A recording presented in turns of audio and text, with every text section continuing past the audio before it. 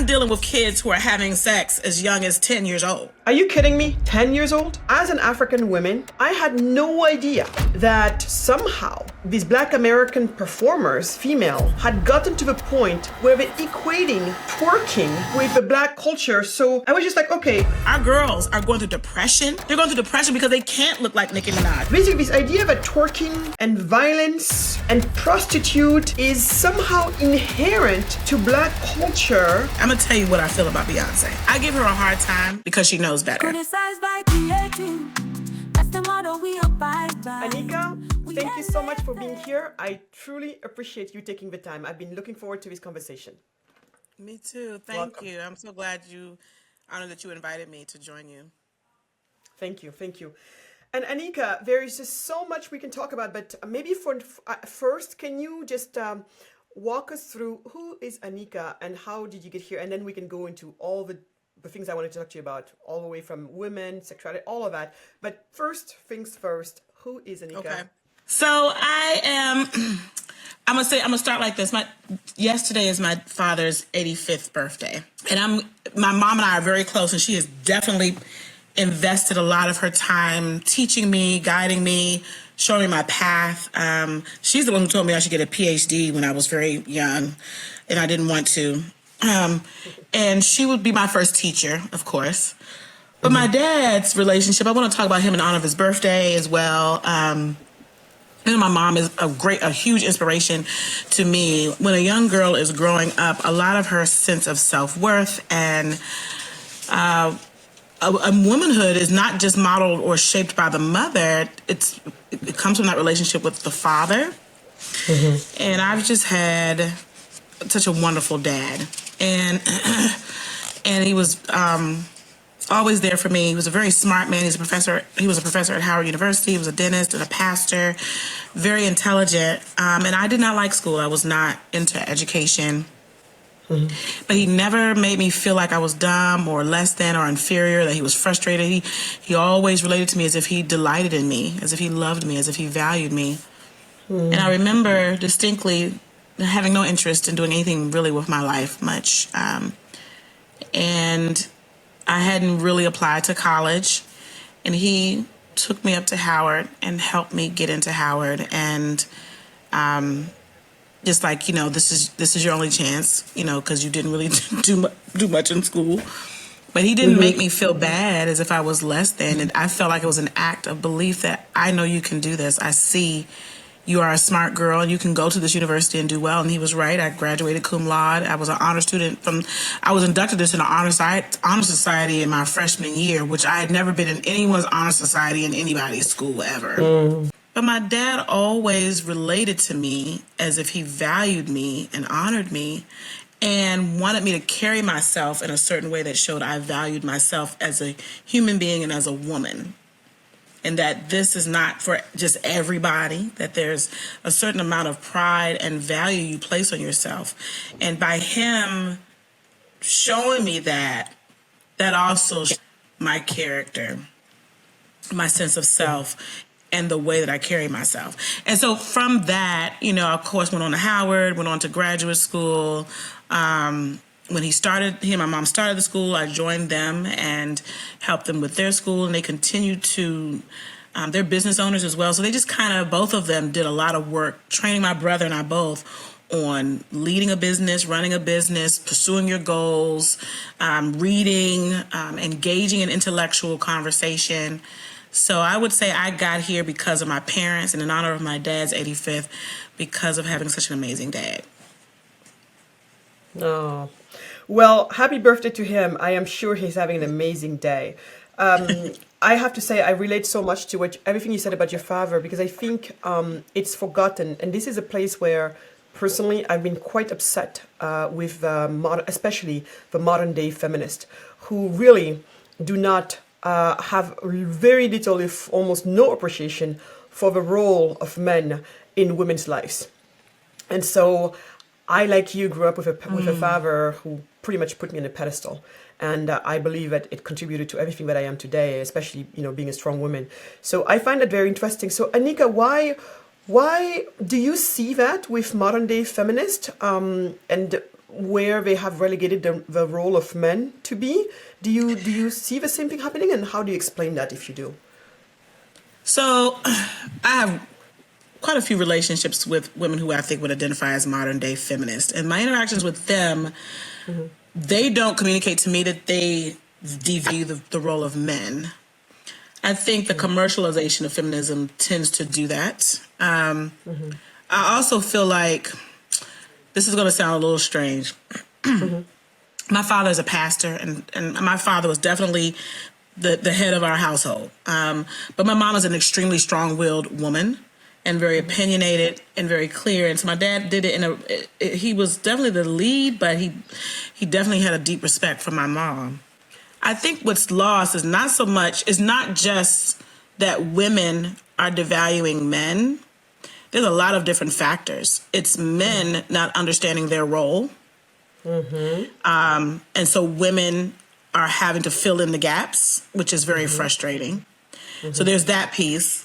Then we realize we don't really need men because they're not stepping up doing what they need to do. So then we're like, who needs them? And so then it gives birth to this, what we may interpret as modern day feminism, but it may be just a mix of either. And I'm not saying that there's not those times where there's just women who's like, I don't need men, I don't want anything to do with men, and I'm gonna do this without them. I'm not going to respect men just because of whatever they have going on. But I think it's a mix. I think it's a mix of that and women having to step up and be feminists. You know, when I was dating, this is about my dad. I hope you don't mind. But I was dating. I did not have, until I met my husband, who's phenomenal, I did not always make the best choices in the guys I dated. And my dad would stay up late at night till I came home. And he had this easy chair that was kind of like right near the door that you come in. And it would just be turned to the door, basically. So when I'd walk in, boom, there's dad. And one evening, and he was great. He didn't he was not a mean father. Like, he let me go out. He just kind of trusted me and prayed over me. But I came in one night from a date with a guy that was not good. I knew he wasn't any good, and the world knew he wasn't any good. And this is the first time my dad really spoke up. And he looked at me. He had this puzzled look on his face, and he said, "Why are you doing this? Why are you wasting your time on these guys?" He says, "These guys they're not going to take care of you. They're not going to provide. They're going to frustrate you." And finally he said to me, he said, "You believe in marriage, and you believe that marriages should last." He said, "And I know that no matter who you marry, you're going to work on that marriage and hang on to that marriage to the very end." He said, "If you marry the wrong person, you're going to be the most unhappy woman because you will spend your entire marriage trying to make this man be a man." And that was because I was in a situation where I was helping people fill out employment documents, how to get a job. I remember one guy, I bought him a new suit because he had never had a suit so he can go on an interview. I remember another guy, this was we had just graduated. Maybe, I don't even think I had even graduated from college yet, but he wanted a job. And so I found out about how to become a lifeguard. And because I was on the swim team, I trained him on how to pass the lifeguard exam. And my father was like, "That is not your job. Like, you're my princess. I want someone that you don't have to do all that work. You have other stuff to do." And so back to your question about modern day feminists, a lot of that is birthed out of men needing to step up to the plate.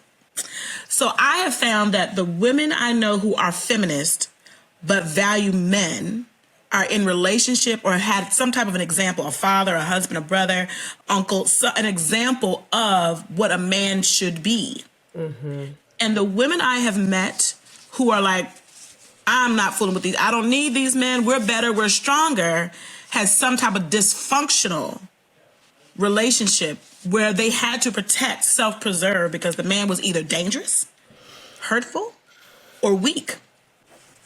And I think sometimes this world tries to treat men and women like we're in competition with each other. But I'm a Christian, so I'm connected to my faith. But when God made Eve, he didn't take her from the feet of the man or the head of the man. Took a part of his rib right outside. So there's an equality there, and sometimes even Christian people misunderstand that there is an equality between men and women. We're so busy trying to say, I'm gonna just be submissive and let him make all the final decisions. And now I didn't grow up in a house like that. And my father definitely was the leader of the house. But my mom will let you know, and she will make a decision. And she just made decisions and kind of did her own thing while he did his own thing. And there wasn't any of this competition for control and authority. It was a mutual respect. There was an understanding of different gender roles. That doesn't mean that she can't or is weak. But my father looked at it as, I love you. You're my precious jewel. Let me care for you because you are just that precious. But then there are times when my mom's like, let me do it. And he's like, okay, baby, I'm here if you need me. So it's a balance, That's really great. And now, what do you think happened to those men that you're talking about? Or has it always been this way? And somehow we're, so what do you think is happening to men, or has happened to men, or has always been there? That some of them don't step up to the plate, and then women have to pick up the slacks. What do you think is going on there? I think it depends on the community. I know that as a educational leader in predominantly African American schools, most of my students don't have a father. Like the father is just absent. Most of them don't have a father. So my husband plays a surrogate. My father is like the grandfather of the school. My brother mentors a lot of the boys. He's like, we have a lot of the different men that I found in my church, deacons. I'll pull in men, family members, any male that's willing and able-bodied to be sort of a surrogate because we have such a deficit of fathers. And I'm finding that one thing I have found that is even if there's a father in the home, like I've also had this where there's a father in the home, but he's so busy. I've had fathers not show up to graduation because they're so busy working. I think when I look at my husband, when I look at my dad, when I look at my brother and the way they relate to their sons, there is a need to pass on manhood to the next generation. There doesn't matter what race you are. It doesn't even matter if you're in the home, but if you're working all the time and you're not talking to your son and mentoring your son, letting your son shadow you. My dad was big on my brother shadowing him to different things. I shadowed him too, but as a man to man. So there are things that my brother knows how to do as a result of shadowing my father. My father was a dentist. My brother became a podiatrist. So my father was a pastor. Now my brother is a pastor. And it's not, some people look at that and think, oh, you're just all stuck up under your children. But that's not what it is. It's when you have a family structure, each member of that family has to pass on things to the next generation. And what I'm seeing a lot as a teacher is we're letting TV, music, social media, friends, somebody else's household, pass on certain values and mindsets to our children as opposed to taking the full responsibility to do it ourselves. Interesting. And going there, out of all the elements that you brought up, I wanted us to maybe zoom in onto the music a little bit more, and maybe beyond music, entertainment. There's this article that you wrote most recently on your Substack, and we'll make sure to post it on the video later for people to have access to it. But as an African woman, I had no idea that somehow these black American performers, females, somehow had gotten to the point where they're equating twerking with the black culture. So I was just like, okay, really? I was so shocked because basically this idea that twerking and violence and sex worker and prostitute is somehow inherent to black culture. Yes. And I was like, wow! So Anika, this is gonna be my question for you, but before I ask a specific question, can you explain to those people listening to us what twerking means? Because I'm telling you, many Africans, because a lot of our audience is African, they will be like, huh? What are you two talking about? So can you please explain what twerking is? Well, I have a limited understanding. I know it involves a woman dancing in a way where she's gyrating her midsection back and forth, butt back and forth, and just the mid area of the most intimate parts of a woman, and boldly just twerking it back and forth, or shaking it back and forth, or rocking it back and forth at a high rate. That's what it is. Wow. And it's Wow. and that article was written after, was it Lizzo? I think someone had done a TED talk trying to explain how this represents Black culture. And that and the thing about it, I'm gonna tell you why that was so hurtful to me. Because I have students that actually believe that. Like, today's generation of Black young girls feels that this sexualization of the Black woman's body is somehow representative of who we are. And they don't realize that that narrative is actually rooted in our captivity. And Tell us more, please. So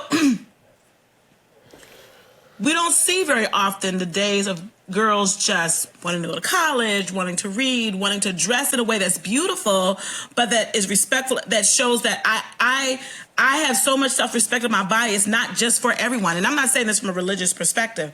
This is not my particular faith, we practiced abstinence until marriage, but that's not what I'm trying to say is universal. No, that's not for everyone, right? So I don't want anyone to think I'm trying to indoctrinate. But I do think everyone should have a thought of, is my body just for everyone to have their hands on? Like what happened just to the basic days of a man and a woman falling into a relationship and having a solid, healthy relationship, and maybe there's intimacy within the sanctity of that relationship, married or not. Those days are, like, I'm dealing with kids who are having sex as young as 10 years old, finding out about it in a text message. Mm-hmm. Are you kidding me? 10 years old? Wow. Students are, the average age young people start having sex is probably about 13. And when you talk to them about it, they have no clue what it is. To them, it's a handshake. But sex is something that's so beautiful. It's so intimate. It's such a beautiful expression of love between two people. And our children are growing up not understanding that. And then they look at Lizzo or Beyonce, all these women, like, for example, they completely ignore India Ari. There are Black women who are singing about beautiful things. India Ari sings about love. She even may sing about making love, but it's always within the context of a healthy relationship, and loving yourself as a Black woman and loving your body and honoring your body. But they're not interested in those singers, right? They're not interested in those. They want the sexualization, and to them, and Lizzo and Beyonce and Megan Thee Stallion and Nicki Minaj and all of them, they have captured our Black woman's culture to believe that our heritage is the heritage of the master's mistress, right? Wow. When we were brought into America or into slavery from Africa, one of our main roles was to be the sex slave of the master. And so then when you think about these women who are on these record labels, watch this image, that are often owned or have some type of financial backing of a white male executive, they are just carrying on the legacy of the sexualization of Black women that has been happening since we came into slavery, where we couldn't choose who touched our body. And so now we're saying it's empowerment to show our body, to give our body to anywhere, because now I'm choosing. But our mother ancestors didn't want this for their body. They had no choice but to do it, but they wanted to protect their body. There are women who killed themselves. There's a story of a woman. It's either, I want to say it's Harriet Jacobs or Mary Prince. Oh, I get the two mixed up. I want to say it's Harriet Jacobs, but her master wanted her to be his sex slave. I'll look it up in a minute. If I have to go back and fix it, I will. Her master wanted her to be his sex slave. And she did the unthinkable. It is Harriet Jacobs. She did the unthinkable. She went and got pregnant by some random man and just kept getting pregnant by him just so she could have the authority to say, I own my body. And then she hid for a long time, then was able to escape to freedom. That's not our, I mean, that's a sad story, right? That is a story of empowerment, but that's not our heritage. She did that so that she could have a choice to own her body. But we don't have to do that anymore. We don't have to claim sexualization. Why can't we claim motherhood and femininity and true love? You know, class and beauty and elegance. Why can't our heritage be that of Anna Julia Cooper or Phyllis Wheatley or Mary McLeod Bethune? There are women who understood that even with the captivity they went through, their bodies still belonged to them, and that they did not have to give it away so freely anymore. Wow. And why is it that you believe that other people are not as concerned as you are? Well, a lot of times, I mean, we have parents that allow their kids to continue to listen to these songs, but yet they wonder, I can't believe they wrote that text message. I can't believe I caught her that she had done this with this. Boy. And you know, if the music that if they have their earphones on and all they're listening to, I mean, sometimes I ask parents. Sometimes people think that I am just against Beyonce. I'm gonna tell you what I feel about Beyonce. I give her a hard time because she knows better. Because she's not even doing that. What she's singing about. She's not singing about the life she has. She has one husband. She didn't have a whole bunch of kids out of wedlock. You didn't see Beyonce giving her body to a whole bunch of different men. She's a good, you can tell she's a good mother. You can tell she's faithful to her husband. Even when he's out there acting crazy, she continues to be respectful and honor of him. Even as she's pursuing her own career, she partners with him. She works with him in business. She has all of these attributes on display of our heritage. What a black woman should be. She's literally living it. Her sister, Solange, lives it. Her mother lived it. She comes from a heritage of black, beautiful, proud, elegant black women who did good things with their life and loved on their children and honored their bodies. But she literally sings the opposite of what her life is. But she could actually make a music that elevates the life she's living. And so the students I'm working with, they actually they don't notice that Beyonce actually lives a good life. They only want to mimic the language and the words and the foul nature of the songs she's singing. And she's not even doing that with her own life. So you can tell it's not genuine, it's hypocritical. And she is purposely leading young ladies that I work with on a daily basis down a road of getting STDs, being abused, because all of her songs about just give me some love, just do this, touch my body, do that, let's get high, let's have sex. And that's all her music is about. And so my teenage girls that I work with, I'm getting emotional about this because I'm frustrated with her. These teenage girls that I work with, that is what they want. They don't even want the life that Beyonce is actually living. So with all of her power and influence that she has, and the example that she is literally living out, she is choosing to lead all of these children, to use her influence to lead all of these young ladies, black girls, astray. And I mean, her music is great. Her voice is beautiful. Her entertainment skill is beautiful. She could actually win the hearts of so many black girls to make better choices with their life. But I'm dealing with girls who are just begging for boys to like them and doing, I have to talk to them all the time about, you're a queen. You're beautiful. Wow. This guy is not treating you nice. He's saying things that are unkind. But she looks at Beyonce. She looks at Nicki Minaj, Megan Thee Stallion. Look at how the men are lusting and wanting them. I want that. I want that. But Beyonce could teach them, this is how I won Jay-Z's heart. Wow. This is why I'm a billionaire. Because I waited for a man who's going to work and take care of his family. And he's literally, if you think about Beyonce's whole life, there's not a whole bunch of stories about a whole bunch of men she had. No. But she won't even sing about the life she's living. No, it is very true. And as an African, especially as a Senegalese, I find much of a sexualization of hip hop to be truly shocking, to be honest with you. Yes. And so, if the Beyoncés of the world somehow just are not willing to go there, if the Nicki Minaj of the world, the Cardi B's of the world, Right. and the the Lizzos of the world, if Yeah. they just have chosen this path, this is how they're going to make their money, regardless of how many of our young black women they drag into a life of misery and, like you said, STDs. It's amazing. If they're not going to do it, Anika, what do you think we should do? How do you think we solve this? Criticize by creating. I- How do you think we solve this? So I have a logical way, but I feel, when you, as they say, when you come, the beehive will come after you when you talk about Beyonce, they say. And one of the things I We have will courage. tell my We have mom, courage. Let's do it. right. But one of the things I'll tell my moms is say, first, before you just think this is just Beyonce, this is just, could you just listen to the words of the song she's singing? Like, listen to what your daughter is putting in her spirit. When you listen to the other, same thing. And I think a lot of times as a society, we are so quick, especially the women, to jump on what's popular. And so everybody wants to be a part of that beehive. Everybody wants to be a part of that trail of horses following Megan Thee Stallion or whatever.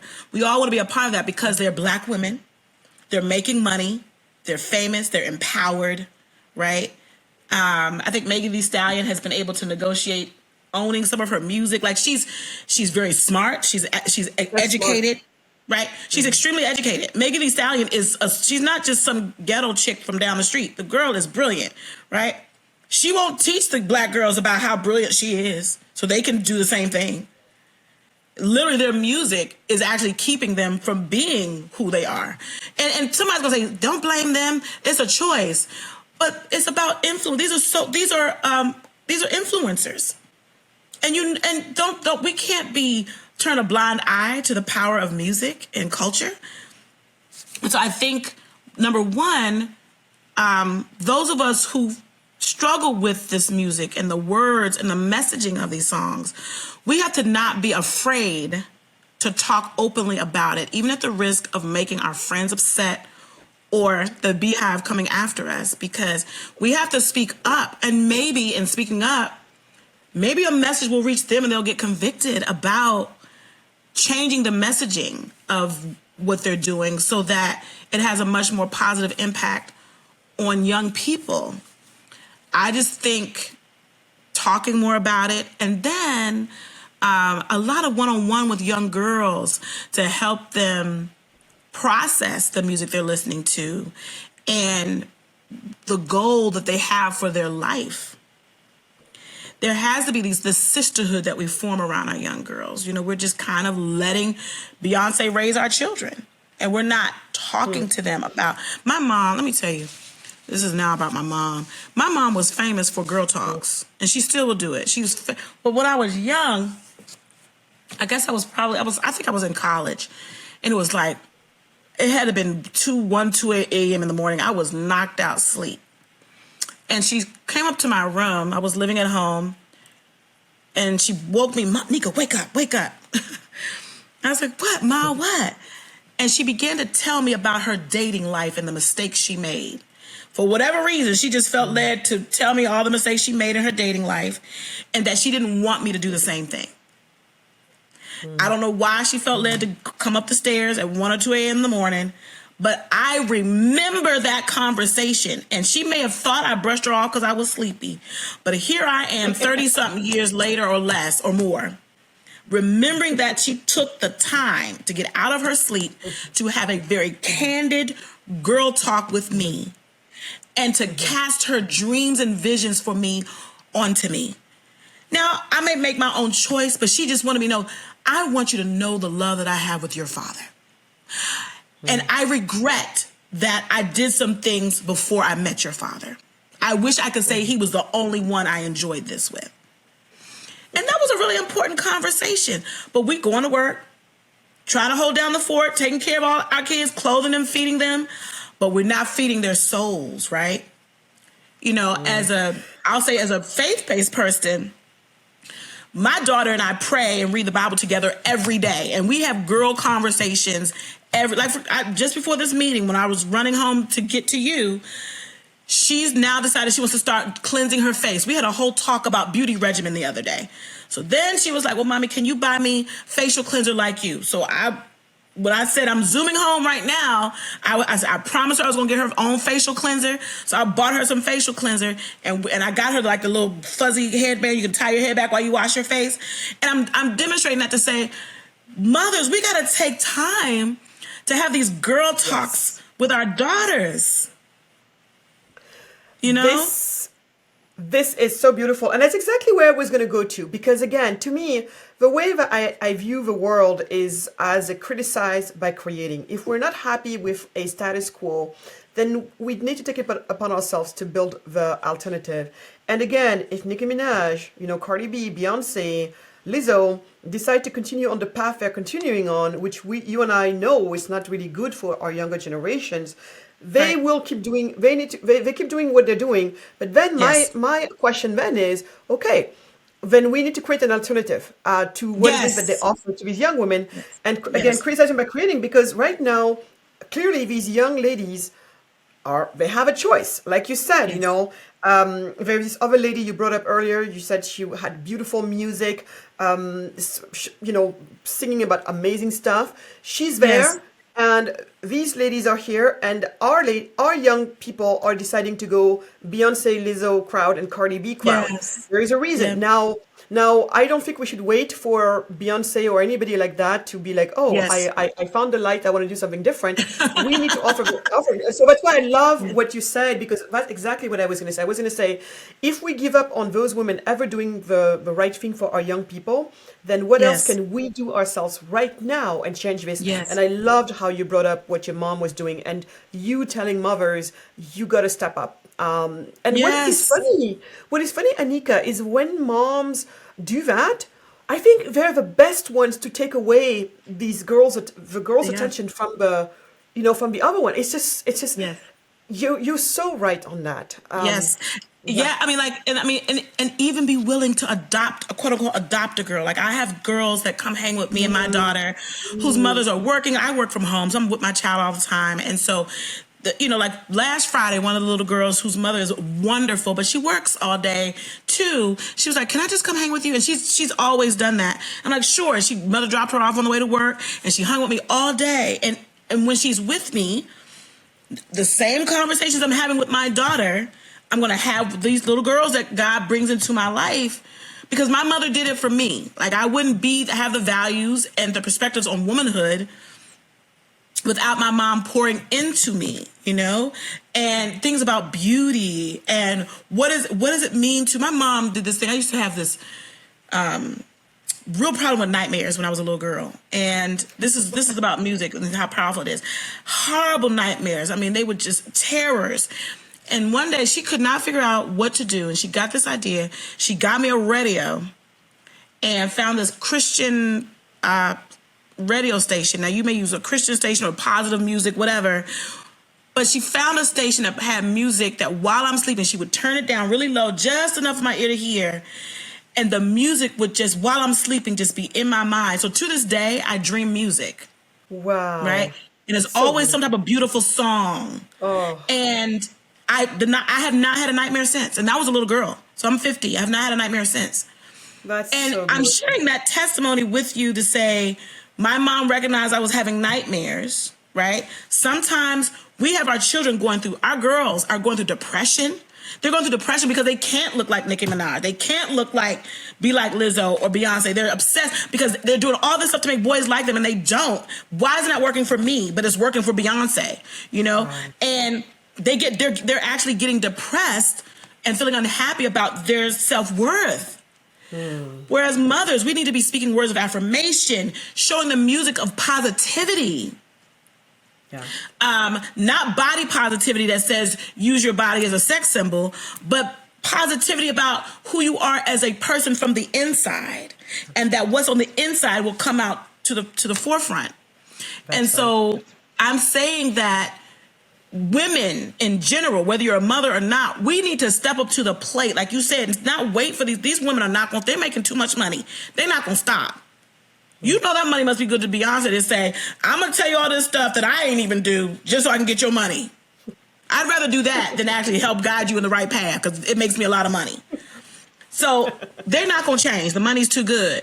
But we as a sisterhood, and when I say sisterhood, I'm not just talking about black women. I'm talking about black, white, Latino, Asian, whoever you are. As the female sisterhood, we have to reclaim our girls. I think that's what I'm trying to say. We cannot let social media have our girls. We cannot let these artists have our girls and their mindsets. And what we do is we partner. We talk to our own children. If there's a girl in your sphere of influence, come on, baby, let me talk to you about some stuff. And we pull them in and retrain their minds to see what truly is good, virtuous, and beautiful. Yes, I'm right there with you. Yeah, and I'm hoping everybody hearing us will remember that there's multiple ways to be part of a solution here. Thank you. Yes. Now, yes. Anika, I know that you're an educator, so can you tell me more about your school and your passion as an educator? Yes. My school is called the Living Water School, and it started in 2015. I founded it. It was a brick and mortar school for the first, 6 years. And we went online to survive the virus. But while we were online, we began to recruit families from other states. And our current families liked being at home with their kids, like having their kids at home. It was not a lot of bullying and distractions, and the environment was mentally more healthy. And so, with the exception of a few parents, we decided to stay online, and those who didn't want to stay online went on to other schools. And we just kind of maintained a steady community as an online school that is rooted in the classical tradition, as well as infusions of culturally relevant history and pedagogy. But it's really rooted in our shared humanity and everyone's story being welcomed into a great conversation that has spanned times and continents. And I started it because my mom and dad had started a classical school a long time in the early 2000s. It closed down after 10 years. So then when it was time for my son to start kindergarten, I didn't realize that there was not going to be another school for him that really had a philosophy that I agreed with for my children. So my plan was to just have a small one-room schoolhouse of 12 children. I would be the only teacher, and I would just educate my children all the way up until they graduated with anybody else's children that wanted to send them to me. I have 3.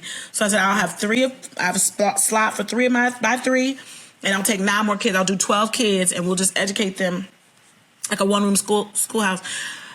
And I ended up with 30 kids. So the plan of the school is not even what I had planned. And I had to, like, a month before school opened, I was hiring teachers, and it became a school on accident. Like, it literally was an accident. But here we are. We're ending our 9th year. We've had such great years. Our graduating class this year has all been accepted to the colleges of their choice. Some with scholarships, all with scholarships, actually, partial and full. And we're continuing to enroll, and we're just, I really value being online because we're able to reach so many kids, or the potential to reach more kids with a classical education that welcomes all voices to the conversation. That's really great. And we'll make sure to put a link of your school for the Living Waters School. We'll put it into our information down below so people can also donate to the school. Because again, for me, all of these initiatives are part of the solutions. It's criticized by creating. You're doing it. So we'll make sure that people have a link so they can donate as well. Anika, you're also famous for your book, the Black Intellectual Tradition book. Do you want to tell us more about that? Yes. So myself and Dr. Angel Parham, she's out of UVA, we met through a mutual friend. I think it was Dan Olson. I believe Dan Olson introduced us out of Spreading Hope Network. And she was a mom who also believed in the classical tradition for her little beautiful brown girls. And I was a mom who believed in the classical tradition for my beautiful brown boys. And we began to just kind of talk about our journey into giving a classical education to our kids that also celebrates ancient Africa and other ancient civilizations that intersected with the classical tradition. From that, we began to do like different talks and presentations at different conferences. And then we eventually, Classical Academic Press asked us to co-author a book called The Black Intellectual Tradition. And what it is actually 2 books in one, where Angel gives a very strong theoretical and historical background of the classical tradition in the Black community, starting in Africa and up into modern times. And then my side of the book takes the life of one person, Anna Julia Cooper, as kind of like a demonstration of what Angel is talking about, what the classical tradition did for one Black person's life, educator Anna Julia Cooper. And then my section also is a working section where there are discussions. It's meant to be something you read and talk through with your staff and think of different strategies for making classical education accessible to everyone.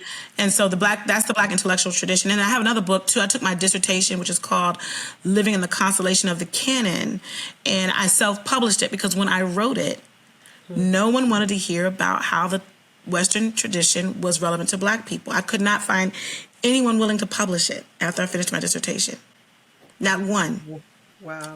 And I felt really depressed. I felt really rejected by that. It was a really pain. My PhD journey was very hard, very painful because I went through a lot of rejection. People really thought I had lost my mind.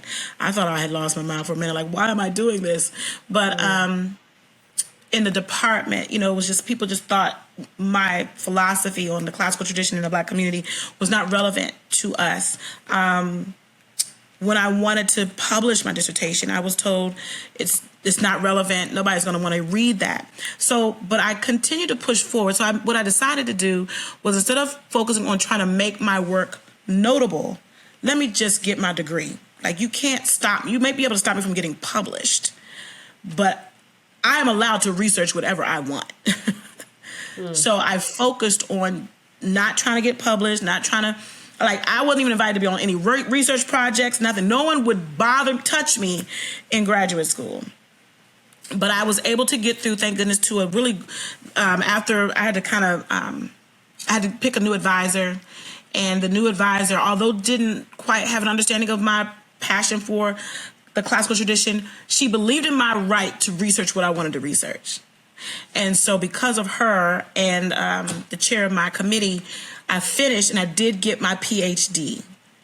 And my topic was the relevancy of the classical tradition in the Black community. And I did a whole historical study on the Black intellectual tradition. That was before I even met Angel. And then I talk about how I taught a great books class and the strategies I used to help those students connect to the literature. And that's what that whole book is about. And then it ends talking about, what does this tell us for the future about education? What can these stories about Black people reading the classical tradition and how it affected them, what can this tell us about how we should educate the next generation? And that's living in the constellation of the canon. And so what was birthed out of that struggle was I created a publishing company, not because I want to have a publishing company, but I feel like there are definite messages that I have about education that maybe not everybody will agree with or want to publish. So I created a publishing company for those times where somebody won't publish what I want to write. And so Living in the Constellation of the Canon was put out on Living Water Press. And Eva Braun, who's a well-known classicist, beautiful, lovely lady. She was a tutor at St. John's for like 60 or so years. She wrote the foreword to it. And she's been a mentor to me and an encourager to me when I didn't believe in myself. And so those are 2 books that I have out now, and I'm working on a 3rd book that I have submitted the proposal, and I've been waiting forever to hear back. I hope it's not one of those things that'll end up on Living Water Press, because that's where it's going if nobody publishes it. But right now it's with an academic publisher. It's a storybook that tells the stories of a whole bunch of people of color who read the classical tradition. And each chapter tells their story, and it tells what specific classic texts inspired them and what passages inspired them and why. Wow, that's I'm looking forward to that one as well. I had no idea about the second book, so I'm glad you brought it up, and we'll also be putting a link to both of those books, and look very much forward to when the third one comes out. But Yes. yes, it has been my understanding that not all Black intellectuals have been supportive to you, and especially to you with the first book. I didn't know that carried on under the second. I didn't know the second one existed. But Anika, why do you think that is? What was their problem? I heard you say they thought you were crazy, but can you tell me more? What do you think happened there or keeps happening? So I think that this is one reason why I'm not political. I think we all have lost our minds. I think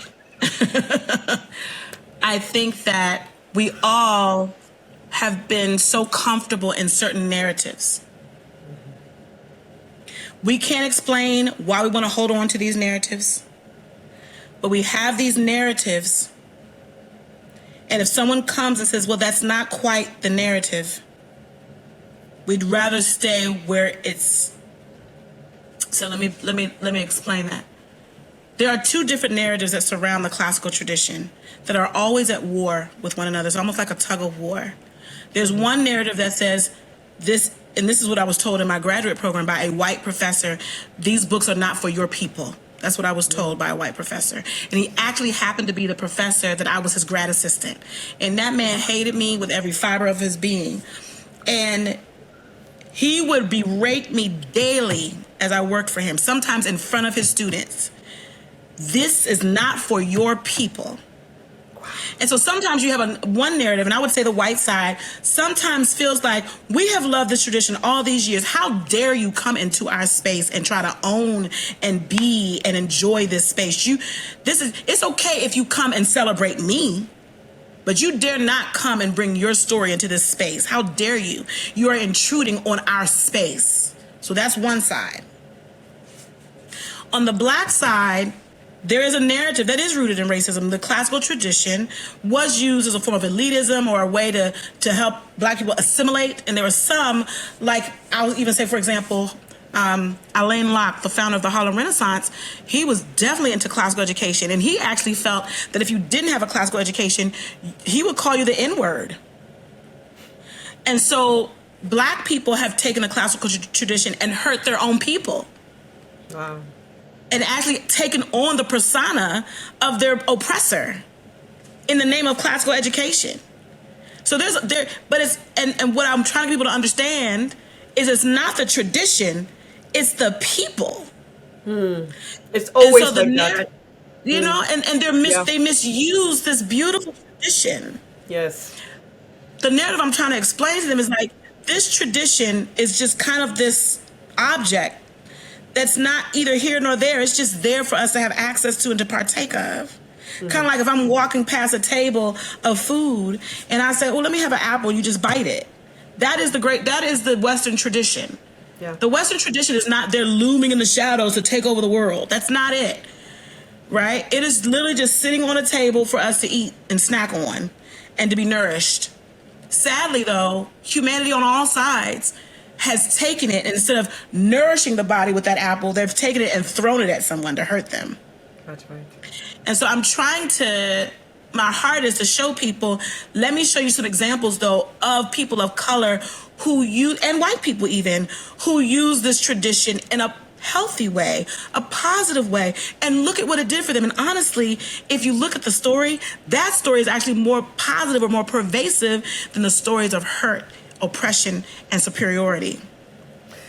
It's very interesting, the point you're bringing, because too often I think we forget about the people, because in the end it's the people that make sense of pretty much anything. And this happens also with all types of organized religions, right? We're going to have this tendency of saying, oh, this religion is violent, or this religion is this, or this religion is that. When from where I'm sitting, I'm like, it all depends on the people interpreting these holy books Yeah. and Yep. interpreting what they're reading from it. This is one of the biggest Yes. issues that I have with Ayaan Hirsi Ali, Yeah. when she's renounced, Islam, and putting it on the basis of Islam is intrinsically a violent religion and blah, blah, blah, blah, blah. And I'm like, how Yes. do you reconcile that with Sufi Muslims, for example, Yes. of my nation?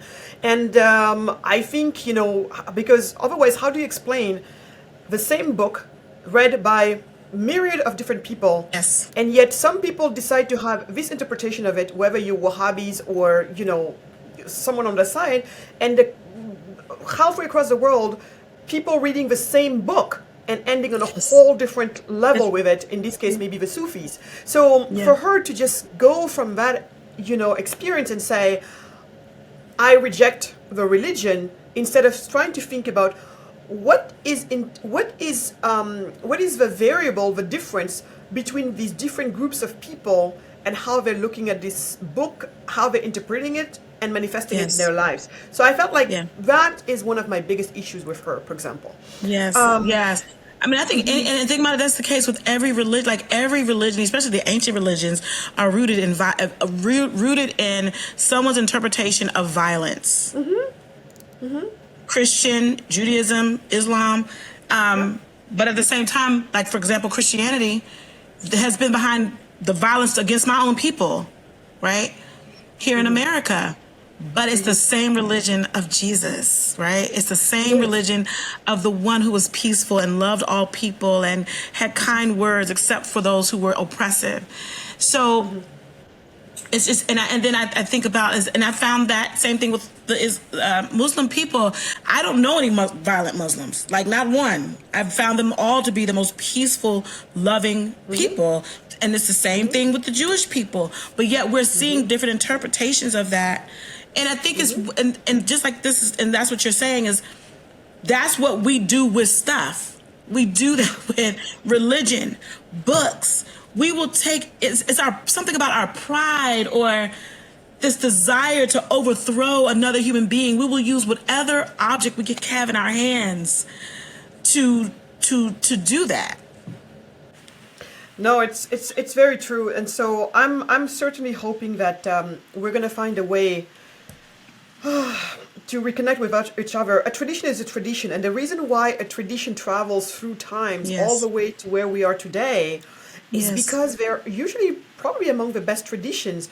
And what it is all, even when you're saying the Western tradition or whatever, all I see is maybe some groups of people or societies who have probably done a better job of codifying a human tradition than maybe the rest of us. But it doesn't mean that the rest of us did not have that tradition. It just means that some of us got a head start on codifying it, or did a better job of codifying it, and then of course they slap their name on it. That's fine. But really, at the end of the day, it's all human traditions. That's really what I think people need to go back to. Well, the thing about it is the Western tradition is made up of Middle Eastern tradition, African tradition, because it's a buildup. I'm gonna send you this picture.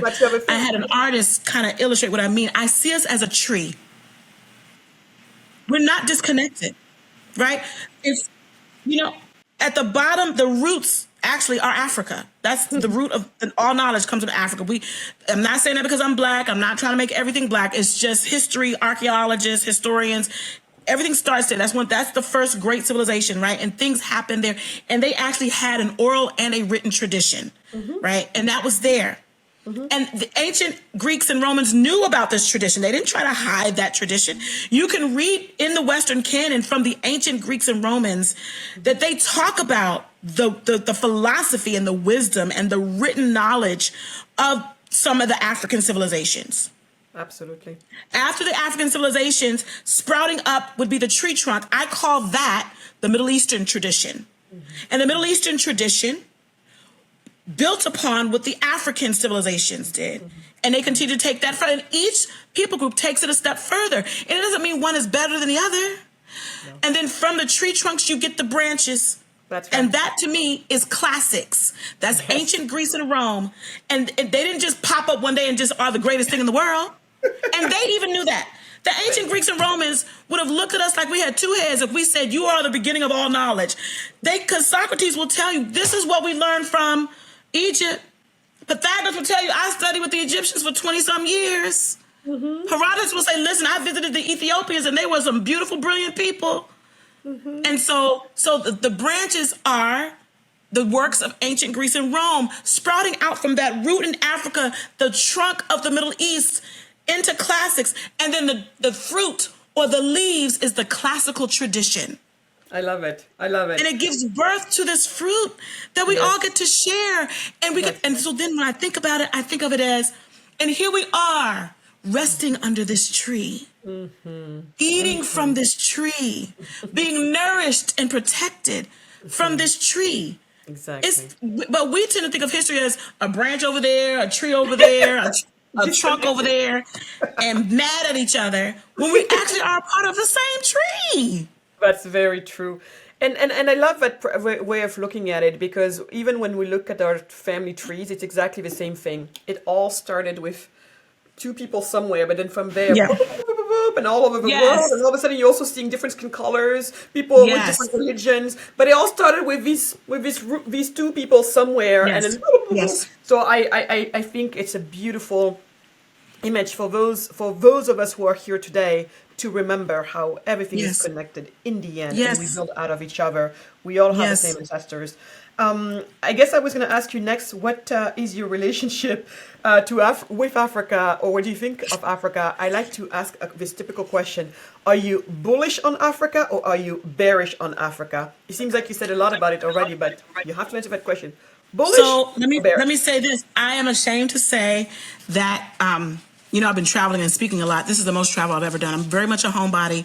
I have not gone to Africa, but it is something I yearn to do so bad. It's a daily pain that I'm not there yet. We'll change I that. have a deep love and respect for the continent and for all of its different countries.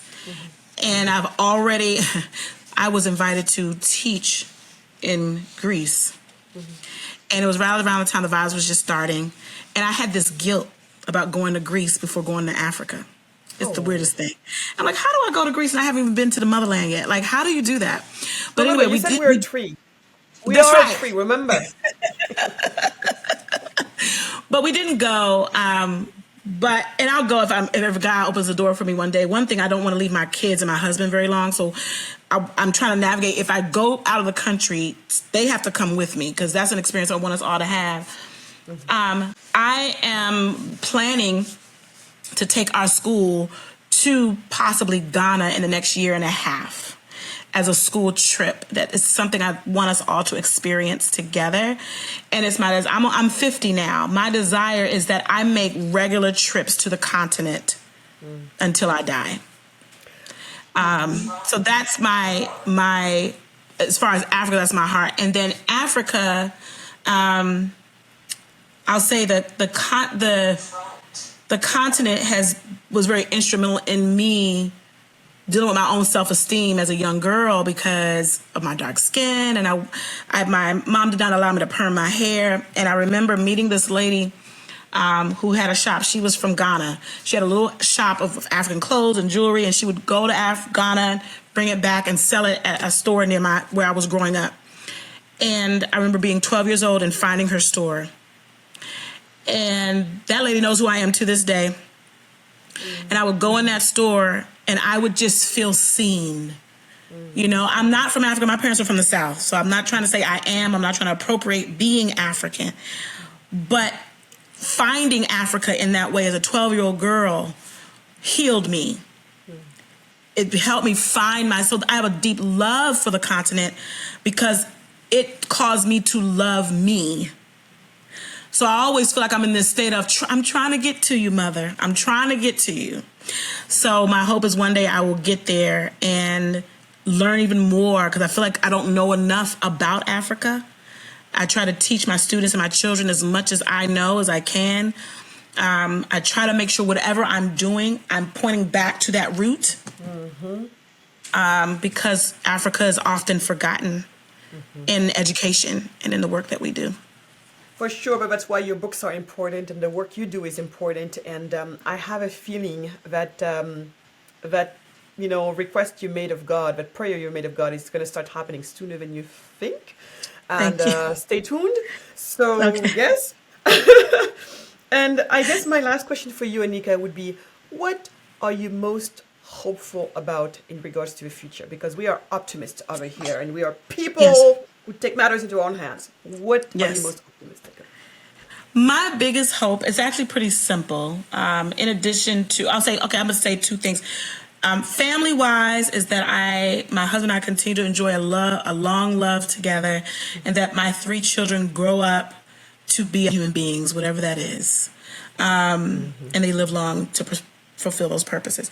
Career wise, I have one main goal: my school to be established so that children all over the world can always have a classical education that welcomes all children to the great conversation, and that I have somehow successfully created and nurtured and cultivated a strong community of people who value the classical tradition as being something for all of us and that welcomes all of us, and that we begin to see regular conferences and events and gatherings. It's almost like a whole new narrative about this tradition, a whole new community of people is developed that eventually becomes so notable it silences those who continue to talk the false narrative.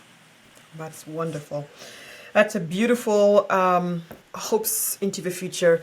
Anika, this has been a blessing and so much Thank you. joy. I love all the directions in which you took us into, but I think these are important concepts for Black people in general to think about. But beyond Black people, as we said, we're one human family. I think for anyone Yes. who wants to live a happy, healthy, prosperous, and healthy life, everything Yes. you talked about really applies to pretty much all of us. So, Yes. with that, I want to thank you so much. I don't know if there's anything else that you wanted to add that I'm we just have not gotten into, but it's been a pleasure having you. Thank you. I'm so glad we finally got to just talk to one another. Me too. Me too. Thank you so much, Anika.